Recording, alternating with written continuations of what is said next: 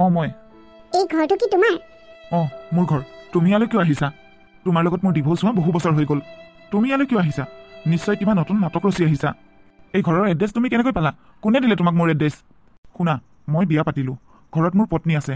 তুমি ভালে ভালে ইয়াৰ পৰা যোৱা। মোৰ সংসাৰখনত জুই লগাবলৈ চেষ্টা নকৰিবা। শুনা নাই নেকি তুমি মই কি কৈছোঁ? যোৱা, ভালে ভালে ইয়াৰ পৰা যোৱা। কোন আহিছে ইয়াত? নাই দিয়া, এওঁ এড্ৰেছ ভুল কৰিহে আমাৰ ঘৰলৈ আহিছে। আৰে পল্লৱী তই? ইয়াত এয়া মোৰ বান্ধৱী পল্লৱী। পল্লৱী তই পালিহি? আহা ভিতৰলৈকে আহ। এয়া মোৰ হাজবেণ্ড, তেওঁ তোক চিনি নাপায়, সেইকাৰণে তেনেকৈ কৈছে। তই বেয়া নাপাবি দেই। ইয়াত মই তোমাক ক'বলৈ পাহৰিলোঁ, আজি যে মোৰ বান্ধৱী পল্লৱী আহিব বুলি। তাই মোৰ সৰুকালৰে বান্ধৱী। আজি বহু বছৰ হ'ল তাইৰ লগত মোৰ কোনো যোগাযোগেই নাছিল। আজি 4-5 দিনমানৰ আগতে তাইক মই ফেচবুকত লগ পালোঁ। দুয়োজনীয়ে কথা পাতিছিলোঁ।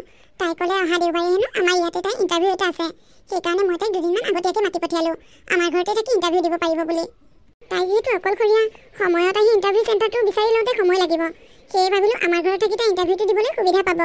মই কিবা বেয়া কৰিলোঁ নেকি বাৰু? তেওঁ অকলশৰীয়া বুলি ক'লা যে? তাইৰ অতীতটো অলপ বেলেগ। বেলেগ মানে? তাই আগতে এবাৰ বিয়া হৈছিল আৰু গিৰিয়েকৰ লগত এতিয়া তাই ডিভোৰ্চ হ'ল। ল'ৰাটো বহুত দুখীয়া ঘৰৰ আছিল।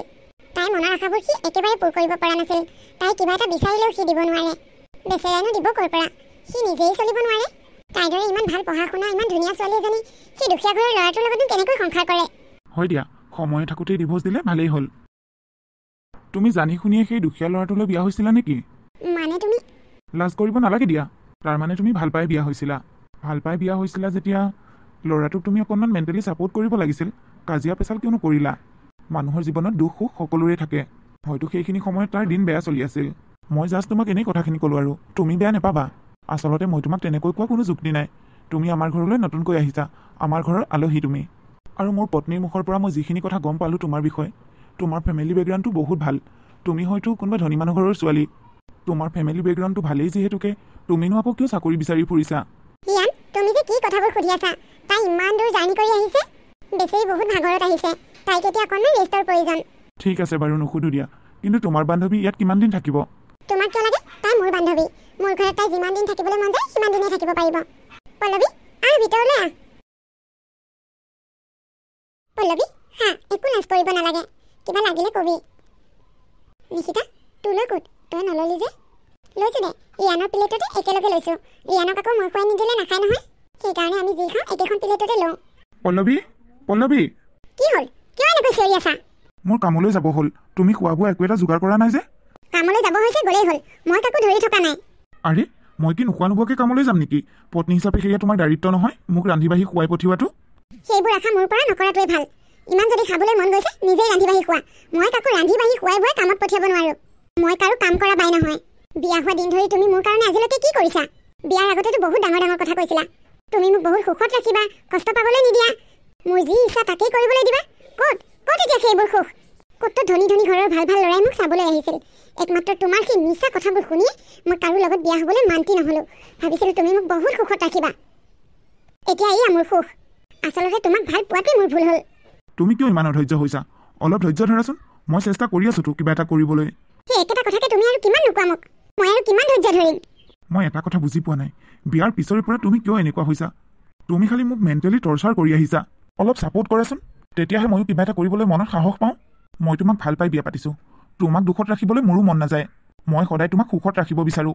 কিন্তু সুখ পাবলৈ হ'লে অলপ কষ্ট কৰিব লাগিব। নোৱাৰো আৰু মই কষ্ট কৰিব।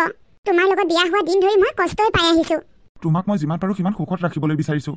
মোৰ সামৰ্থ্য অনুযায়ী তুমি যি বিচাৰিছা তোমাক তাকেই দিছোঁ। আৰু তুমি কষ্ট পোৱাৰ কথা কৈছা। কি কষ্ট পাইছা?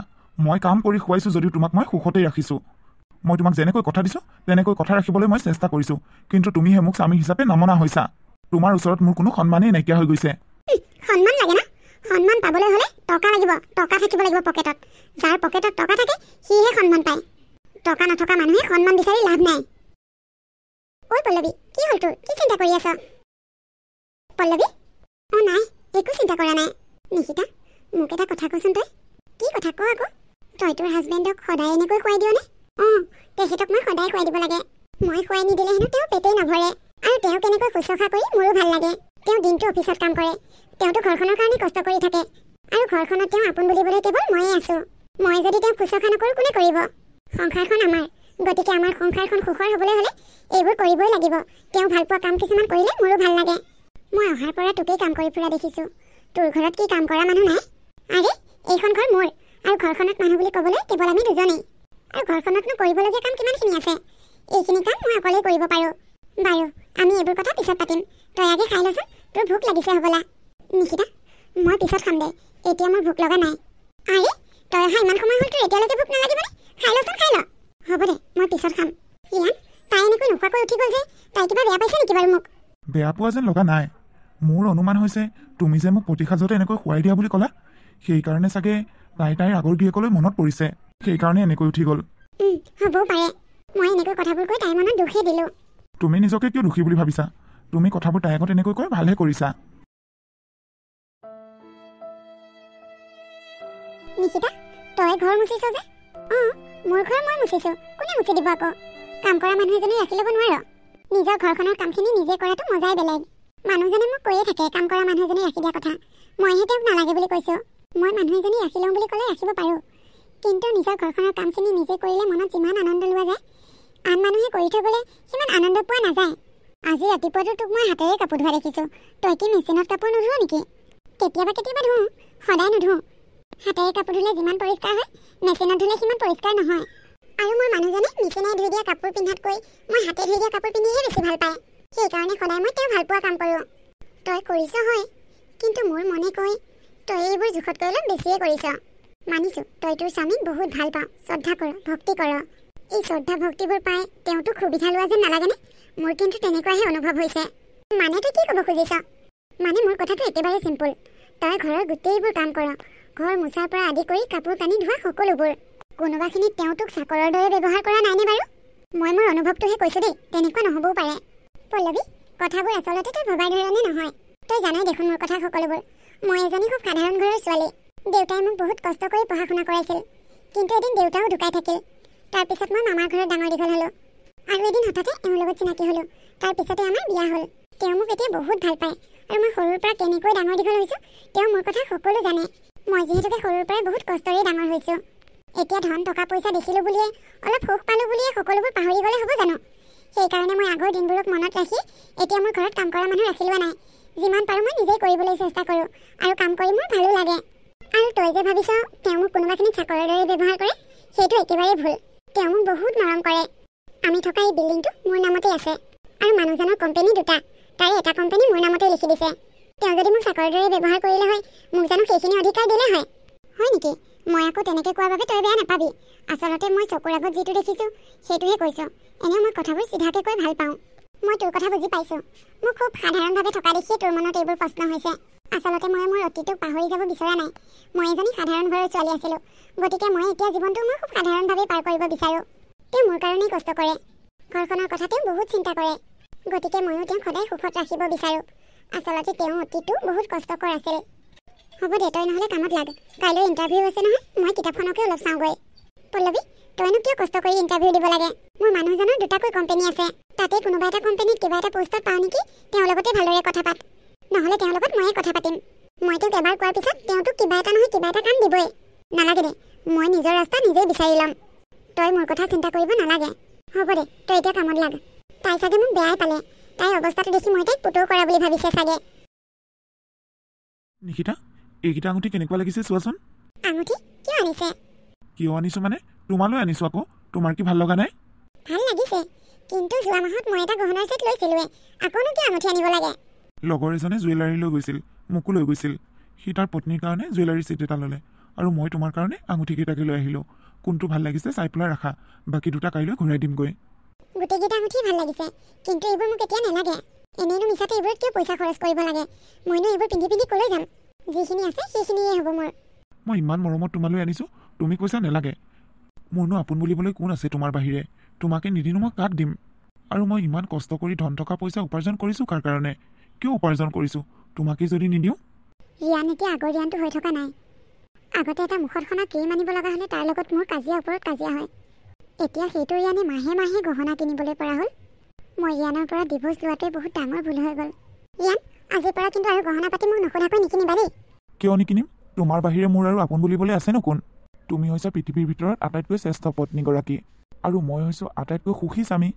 সেয়েহে মই তোমালৈ কিবা এটা আনিব লাগিলে তোমাক সুধিব লাগে বুলি নাভাবোঁ। তুমি যে কি কথাবোৰ কোৱা আৰু দেই। তুমি কৈছিলা নহয় তোমাৰ গোটেইকেইটা আঙুঠিয়ে ভাল লাগিছে বুলি, তুমি গোটেইকেইটা আঙুঠিয়ে ৰাখি থোৱা। হ'ব দিয়া, ইয়াৰে মই এটা পল্লৱীকো দিম। নাই নাই দেই নিকিতা, এইকেইটা আঙুঠি মই তোমালৈ মৰমত আনিছোঁ, তুমি কাকো নিদিবা।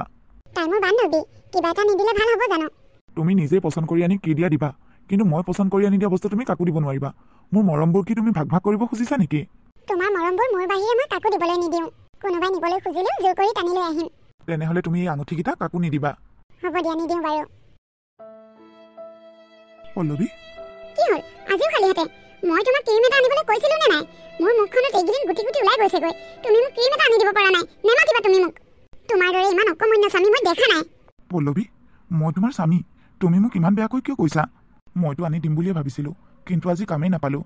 কিন্তু চাবা, আমাৰ অতি সোনকালে ভাল দিন আহি আছে। এদিন তুমি বিচৰা সকলো বস্তু মই তোমাক দিব পাৰিম। নালাগে মোক তই দিয়া বস্তু। মই আৰু তোৰ লগত সংসাৰ কৰি থাকিব নোৱাৰোঁ। মই কাইলৈ ৰাতিপুৱাই গুচি যামগৈ। তই যিমান পাৰ সিমান সোনকালে ডিভোৰ্চ পেপাৰ ৰেডি কৰ। মই আৰু তোৰ লগত সংসাৰ কৰিব নোৱাৰোঁ, মই তোক ডিভোৰ্চ দিম। সেইখিনি সময়ত ভাবিছিলোঁ মই লোৱা সিদ্ধান্তটোৱে মই ভাল সিদ্ধান্ত লৈছোঁ, কিন্তু মই সেই সিদ্ধান্তটো ভুল সিদ্ধান্ত লৈছিলোঁ। মোৰ চকুৰ আগত এইবোৰ দেখি মই একেবাৰে সহ্য কৰিব পৰা নাই। মোৰ ইমান ধুনীয়া সুখৰ সংসাৰখন মই নিজে নিজে শেষ কৰি ল'লোঁ। সি মোক বাৰে বাৰে কৈছিল, ধৈৰ্য ধৰা, এদিন ভাল দিন আহিব। কিন্তু মই ধৈৰ্য ধৰিব নোৱাৰিলোঁ। সেইখিনি সময়ত মই অস্থিৰ হৈ পৰিছিলোঁ। মই যদি তাৰ কথা শুনি ধৈৰ্য ধৰিলোঁ হয়, আজি এই ঘৰৰ মালিকনী মই হ'লোঁ হয়। আজি নিশিতাই পোৱা মৰমখিনি মই পালোঁ হয়। মোৰ এটা সাধাৰণ ভুলৰ বাবে আজি মই পস্তাবলগীয়া হৈছে। মই আৰু এইবোৰ চাই চাই ইয়াত থাকিব নোৱাৰোঁ। মই কাইলৈ ৰাতিপুৱাই যামগৈ। নিদিওঁ মই ইণ্টাৰভিউ, নালাগে মোক একো চাকৰি। নিজৰ জীৱনটো নিজেই ধ্বংস কৰি ল'লোঁ। এতিয়া চাকৰি বিচাৰি ফুৰিলে কি হ'ব? পল্লৱী, কি হ'ল? তই যে মনটো মাৰি আছ, কি হ'ল ন? নিশিতা, মই তোৰ ওচৰলৈ যাম বুলি ভাবিছিলোঁৱে। মই কাইলৈ যামগৈ। আমি একেলগে পাৰ্লাৰত কাম কৰা ছোৱালী এজনী কালি হেনো তাইৰ এক্সিডেণ্ট হ'ল। অৱস্থা হেনো একেবাৰে ভাল নহয়। কি হয় আৰু ভগৱানেহে জানে। গতিকে অন্তিম সময়ত মই তাইক এবাৰ দেখা দিব লাগিব। তাই মোক এটা সময়ত বহুত সহায় কৰিছিল। কিন্তু তোৰ ইণ্টাৰভিউ? ভাবিছিলোঁ ইয়াত থাকি ইণ্টাৰভিউটো দিবলৈ সহজ হ'ব, কিন্তু এতিয়া মই নগ'লেও নহ'ব। ইণ্টাৰভিউ দিনাখন মই পাৰিলে তাৰ পৰা ডাইৰেক্ট আহি ইণ্টাৰভিউ দিমহি। বাৰু, তই যি ভাল দেখ তাকে কৰ। মই কাইলৈ ৰাতিপুৱাই যামগৈ দে। হ'ব দে, যাবি। তোৰ যেতিয়া ইমাৰ্জেঞ্চি, মই তোক জোৰ কৰি নাৰাখোঁ। নিকিতা, তুমি ইয়াত আছাহি, মই তোমাক বিচাৰি ফুৰিছোঁ। মোৰ চাহ একাপ খাব মন গৈছিল। অঁ, বনাওঁ গৈ ৰ'বা। শুনা, পল্লৱী হেনো কাইলৈ যাবগৈ। তাই বোলে লগৰ ছোৱালী এজনী কিবা এক্সিডেণ্ট হৈছে। হয় নেকি? যাবলৈ দিয়া তেনেহ'লে। এইকেইদিন তোমাৰ অফিচৰ কামৰ প্ৰেছাৰত পল্লৱীৰ লগত তুমি ভালদৰে কথাই নাপাতিলা। কাইলৈ তাই যাবগৈ। ভালদৰে কথা বতৰাই পতা নহ'ল। তুমি কথা পাতা, মই চাহ কৰি আনো। তিনিওটাই কথা পাতি পাতি চাহ খাম। যোৱা।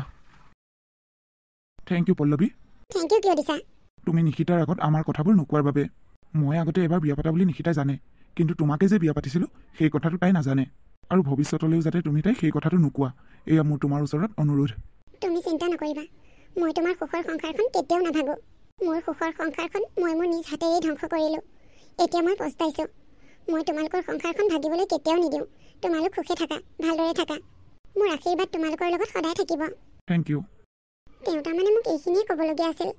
তুমি চিন্তা নকৰিবা ৰিয়ান, মই তোমালোকৰ সুখৰ সংসাৰখন কেতিয়াও নাভাগোঁ।